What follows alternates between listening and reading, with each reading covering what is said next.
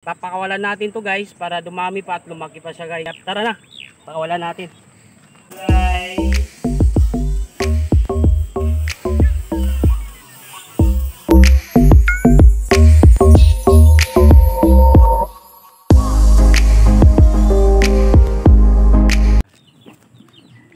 Magat yan. Guys, nahuli namin dito sa barracks namin. Nanghuli ng manok guys. Kaya hinabol namin dito guys. Ayan, kita nyo kulungan ng manok.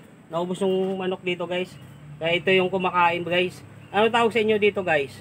Ito yung tinatawag namin dito guys sa amin na bayawak. So, gagawin namin dito guys, i-release namin para lumaki pa. Tsaka para sa mga environment natin sa kalikasan. Ito guys, tara, puntaan natin, i-release natin to.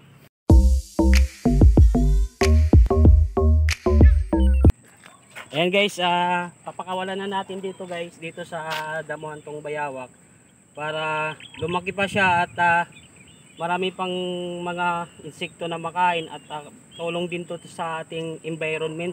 Itong bayawak guys ay nakakatulong din sa kalikasan natin, kaya papakawalan natin to guys para dumami pa at lumaki pa siya guys.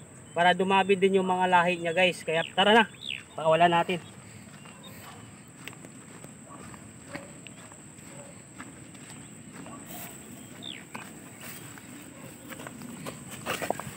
Dito ka lang. Ay doon ka bro, doon ka. Doon ka sa malayo.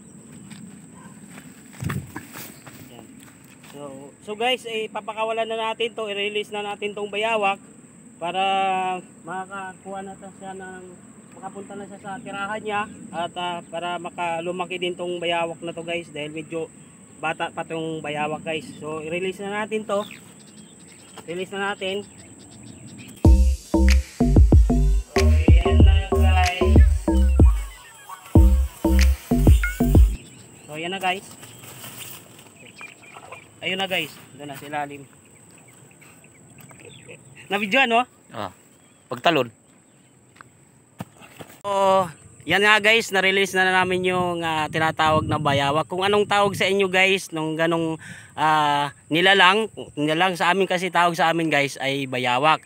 So, nagpapasalamat ako sa mga taong nagsuporta sa akin at sana patuloy nyo pa rin akong suportahan sa aking mga content. Maraming salamat guys and good luck sa inyong lahat. Mabuhay tayong lahat.